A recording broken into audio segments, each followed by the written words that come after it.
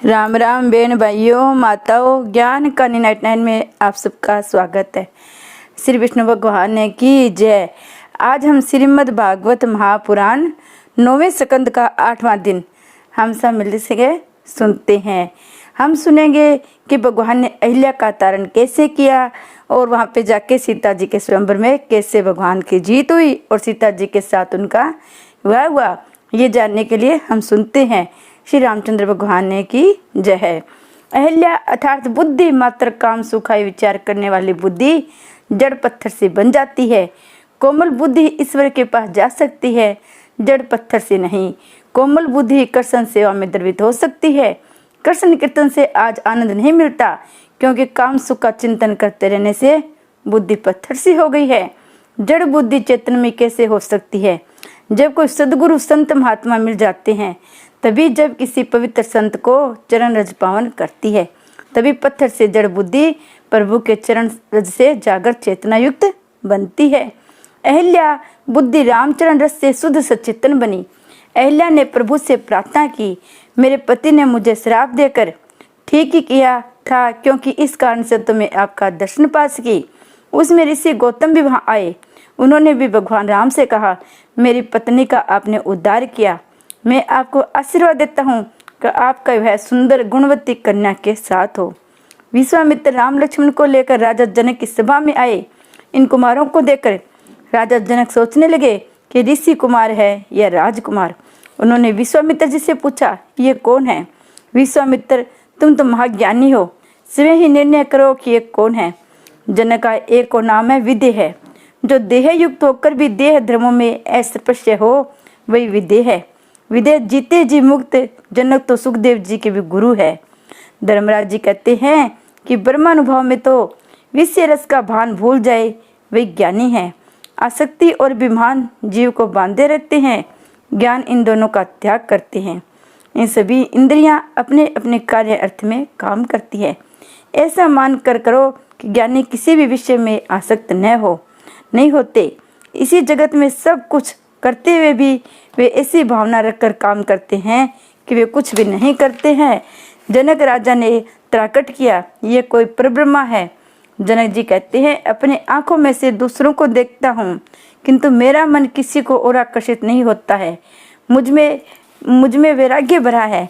इन कुमारों को देखकर मेरा मन आकर्षित हो रहा है। मेरे मन को ईश्वर के सिवाय अन्य कोई आकर्षित नहीं कर सकता। सो ये अवश्य ही ईश्वर है। ईश्वर के बिना मेरा मन किसी भी विषय में नहीं जा सकता। उन्हें अपने मन पर कितना विश्वास था। जनक जी कहते हैं, सहज राग रूप मन मोरा, ये कृत अर्थार्थ हो तो जम चंद्र चकोरा। सो ये राम ही है, ब्रह्मा जी निगम नेति कही गावा। जनक राजा ने राम को पहचान लिया। उन्होंने कहा, ये ऋषि कुमार नहीं है, ये राजकुमार भी नहीं है। वे जिसका वर्णन नेति नेति कह रहे हैं, शंकर जिनका सदा सर्वदा चिंतन करते हैं, वही साक्षात पर ब्रह्मा परमात्मा ही है। ये राम मेरे मन को खींच रहे हैं। सो लगता है कि ईश्वर है। यदि प्रभु नहीं होते तो मेरे मन को नहीं खींच पाते। कणव मुनि के आश्रम में प्रथम मिलन के समय दुष्यंत ने शकुंतला से पूछा, कौन हो तुम? शकुंतला, मैं महर्षि कव्य की कन्या हूँ। दुष्यंत, तुम्हें देखकर मेरा मन चंचल हो गया। वैसे तो मेरा नाम मन पवित्र है। ब्रह्म कन्या मेरे लिए माता समान है। तुम्हें देखकर मेरा मन चंचल हुआ है, अतः मैं मानता हूँ तुम मेरी जाति हो। मेरा मन ही प्रमाण है इस बात का। प्रमाण अतः अंतकरण प्रवृत्ति है। अपने मन पर उसे कितना विश्वास था। शकुंतला, आप पवित्र है, महान है, मेरे जनक है। क्षत्रिय विश्वामित्र, कणव ऋषि तो मेरे पालक पिता है। मैं क्षत्रिय कन्या ही हूँ। जनक राजा कहने लगे, आज तक मैं निराकार ब्रह्मा का चिंतन करता था। आज मेरा मन कह रहा है निराकार ब्रह्मा का चिंतन छोड़कर इस सगुण राम का ही चिंतन किया जाए तो अच्छा है। मुझे अब लगता है निराकार नहीं साकार का ध्यान करूं। ये राम ही मेरे ईश्वर है। विश्वामित्र कहने लगे, राजन, ये तो तुम्हारी दृष्टि का गुण है। ज्ञानी अभेद भाव से चिंतन करते हैं।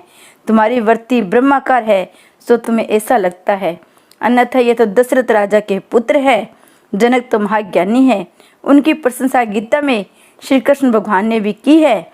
जनक राजा ने कर्म द्वारा ही परम सिद्धि प्राप्त की थी, अन्यथा गीता में और किसी की भी प्रशंसा नहीं की गई है। विश्वामित्र राम और लक्ष्मण जनकपुरी के बाहर एक उद्यान में रहे हैं। सायंकाल की संध्या उपासना में नियमित रीति से करते हैं। विश्वामित्र के साथ उन्होंने सत्संग किया। रात्रि के समय वे विश्वामित्र की चरण सेवा करने लग गए। आशीर्वाद मांगने से नहीं, अपने आप हृदय से ही मिल जाते हैं। विश्वामित्र ने भी इन राजकुमारों को हृदय से आशीर्वाद दिया, कल्याण हो तुम्हारा। लक्ष्मण राम की सेवा कर रहे हैं। वे सोचने लगे कि संभवतः मैं कल से चरण सेवा का लाभ पा नहीं सकूंगा।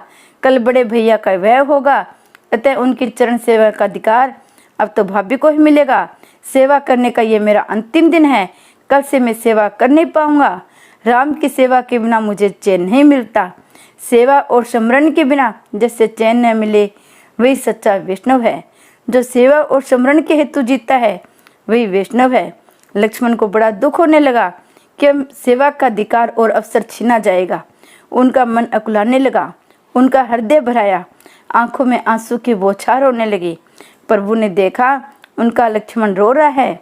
वे लक्ष्मण से रोने का कारण पूछने लगे, क्यों रोते हो? क्या माता की याद तो नहीं आई है? तुम रोते हो तो मुझे बड़ा दुख होता है। रामचंद्र का प्रेम और आदर्श प्रेम था। लक्ष्मण संकोचवश बोल नहीं पा रहे थे। राम लक्ष्मण के हृदय को जानते हैं। उन्होंने लक्ष्मण से कहा, भाई मेरी वह के बाद दाहिनी चरण की सेवा तुम करना, बाएं चरण की सेवा सीता करेगी। तुम्हें देखे बिना मुझे नींद ही नहीं आती। वह के बाद में मैं तुम्हें नहीं छोड़ूंगा, चाहे तेरी भाभी को छोड़ना पड़े तुम्हें नहीं छोड़ूंगा। राम सभी के अंतर्यामी है, किंतु लक्ष्मण तो राम के भी अंतर्यामी है। तो ऐसा था राम का बंधु प्रेम। दूसरे दिन प्रातःकाल हुआ। लक्ष्मण जी सबसे पहले उठ गए। स्त्री का धर्म है पति के भोजन के पहले भोजन और शयन के पहले शयन न करे। यही धर्म सेवक का है।